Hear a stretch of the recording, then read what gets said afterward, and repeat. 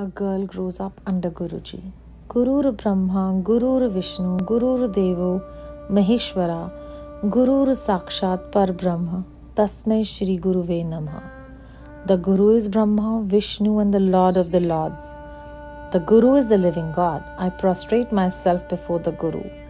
My faith in God's kindness and His love for mankind had always been shaky till I met Him in flesh and blood in the form of Guruji. Explaining Guruji's grace in words is a Herculean task. Just as our prayers are answered by God, similarly Guruji's satsangs bless the speaker and the listener and lead to bliss.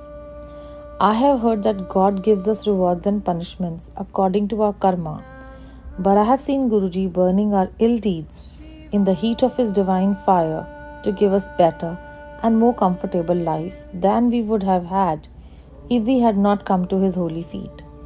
The first time I had Guruji's darshan, I was in class 11th. Though I had been born in Punjab, we lived in Noida, and my acquaintance with Punjabi was non-existent. Therefore, I could not understand anything, be it Shabads or Guruji's words. Even then, my answer to any query on my first experience invariably reflects how great I felt after that visit. This was followed by many fascinating experiences, which helped ground my belief in Guruji. My master's voice speaks through me. On an annual day school function, I was asked with delivering an opening speech. I had been doing such things regularly, but this time the chief guest was the senior official. My concluding lines had the gathering putting their hands together. I was deluged with compliments as soon as I came off the stage. Every teacher and student with surprise on their faces told me that it seemed as if I had transformed while delivering the speech. An even bigger compliment came when the chief guest's address was found to be revolving around my speech. In fact, he reiterated my concluding words as his own conclusion. Even found it surprising, but I knew it was Guruji who had done it all. In fact, the moment I began my speech, I could sense an energy in me that enabled me to deliver the speech with great punch. Moreover, Guruji was with me in school a number of times, for often I could smell his rosy fragrance, helping me through class 12. When I moved to class 12, academic pressure mounted. One day while giving prasad, Guruji asked me about the subjects I had opted for. I told him I was a commerce student, and he started asking me questions about economics. He queried me on credit control. Though I knew the answer, I went blank in front of Guruji and could not answer. Guruji concluded the conversation by advising me to be serious about studies. Though at that moment I was unable to fathom what had happened. During subsequent months, I realized what Guruji had done. Guruji's words of caution had been taking special care of economics, thus ensured that I was fairly well prepared to face what happened later. For the second half of the session, we had to study that subject on our own since our economics teacher left the school, but Guruji's forewarning had helped me avoid last-minute blues, and I scored 97% in economics. As my board exams were approaching, my visit to Guruji became less frequent, partly due to Guruji's instructions that I study. It was on 13 January, Lodi Day in North India, that I accompanied my parents and brother to Guruji's place to seek his blessings for my board exams. This visit was expected to be the last before the completion of the exams. Guruji distributed prasad that day and was giving toffees when it was my turn. Though Guruji's instruction and journal are that the prasad is to be finished at Guruji's place only, the toffees are an exception. So I had a part of the prasad and kept a part for consumption at a later date. I went to bow to Guruji for taking his leave. When I was about to get up, he took out a photograph and gave it to me. Though I couldn't see any photograph packet near him, I was delighted, as Guruji's photo is a prized possession. What Guruji had done that night started unfolding on our way back. As I was holding the photograph, I realized it was exuding his fragrance. His fragrance came off the photograph through my board exams began. I used to carry the photograph with me to the exams. After the last exam, the moment I returned home, the fragrance disappeared, as though Guruji had blessed the photograph especially to take care of exams. When we reached back home that night, I counted the number of toffees left. I found I had 12 toffees, which made it a couple of toffees for each of the 6 papers. With toffees as prasad and Guruji's photograph and fragrance with me through all the papers, I ended up scoring very good marks and gaining admission in one of the top colleges of Delhi University. Love and ice cream and the best birthday ever. Guruji, along with a few devotees, decided to go to hotel in Gurgaon and asked me to join in. Very shortly we were at Bristol Hotel and I was the one hogging Guruji's special attention as I was youngest of the lot. Guruji walked briskly round the terrace of the hotel, settled down and ordered cold drinks for the Sangat. We had a great time since the cold drinks were accompanied by snacks and followed by ice cream. On our way back, while everyone was getting into their respective vehicles, Guruji specially inquired about my whereabouts and saw to it that I was comfortably placed with someone for a drop back at his place. When we reached Guruji's place, Guruji asked me how the experience was. It had been absolutely wonderful. Guruji had asked me whether or not I had ice cream. I had not, since I had a sore throat, and I told him so. He said I should have had the ice cream since it would have cured my throat. But I found later that those simple words of Guruji had cured my throat anyhow. Since then, I have never had severe throat trouble, which troubled me at least once a year. Guruji's admirable care and affection was again evident on a very special day. We were enjoying shabads and waiting for Guruji to start distributing prasad. On Guruji's instruction, the prasad was brought and kept right next to him. Guruji began distributing prasad from the side where I was sitting. In fact, I was the first to have it on that day. As I went ahead and took it, Guruji sprung a well-kept surprise. He conveyed to me in Punjabi that I should enjoy myself as this was my birthday. No one in the Sangat knew about my birthday, and no one in my family had told Guruji about it. That was my best birthday ever. Guruji doing the impossible. After my graduation from Delhi University, for a short spell I wasn't studying. Then Guruji instructed me to join MBA course through correspondence from Symbiosis, a premier management institute. I filled in the form and was through with the formalities just in time to get admission in the session. For the examination, I had filled in a South Delhi center as my first preference since it was closer to our residence.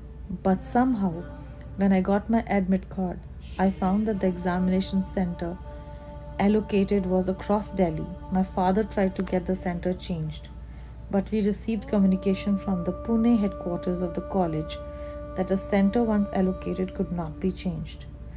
Due to exams on successive days, it was impractical to travel a one-way distance of about 45 kilometers daily.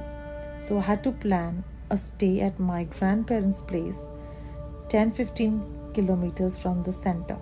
The problem was that living with my grandparents at Noida made it impossible for me to have Guruji's darshan.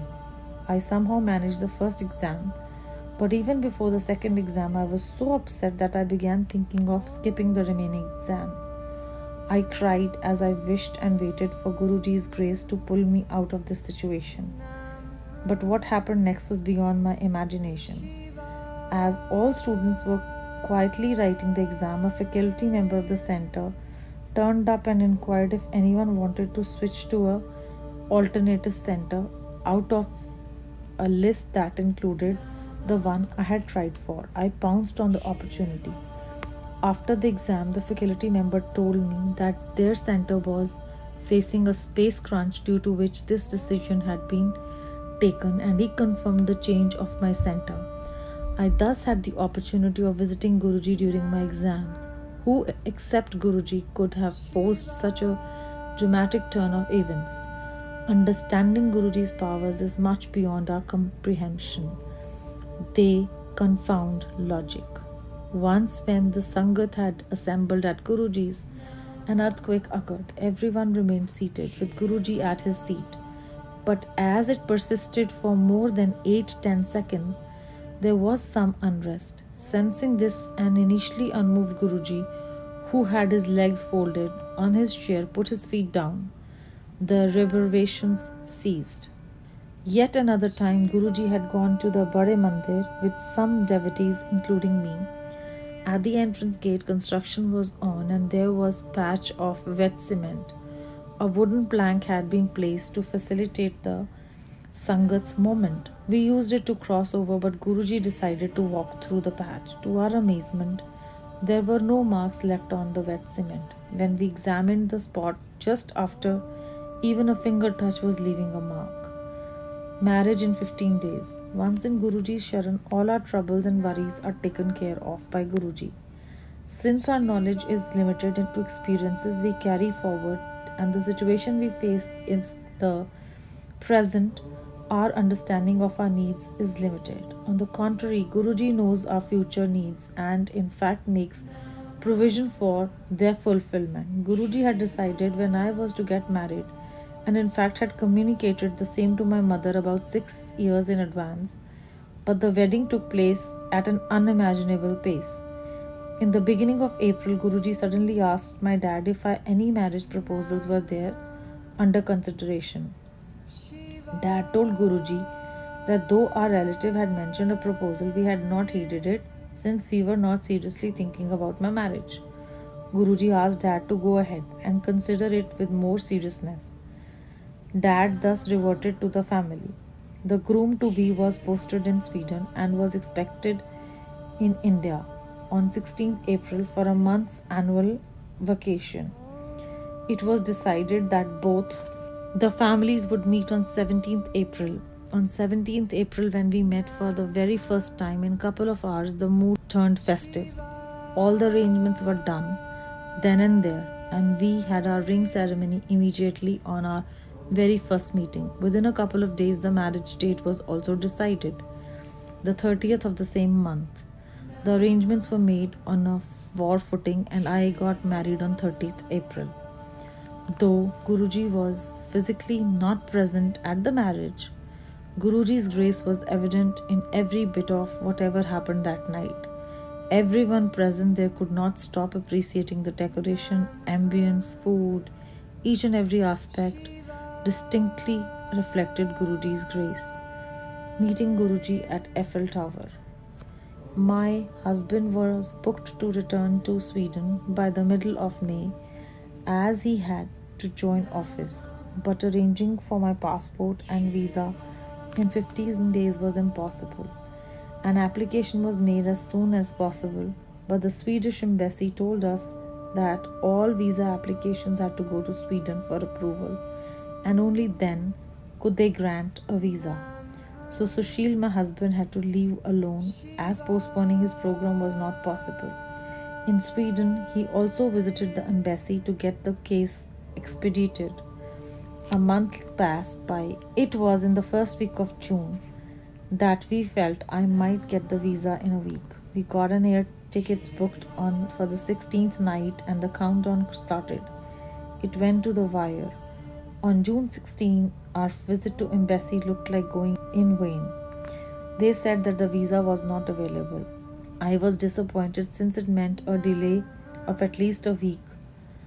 I communicated this to Dad but decided to give it another shot. Miraculously, the officer handed over the visa to us in the next couple of hours.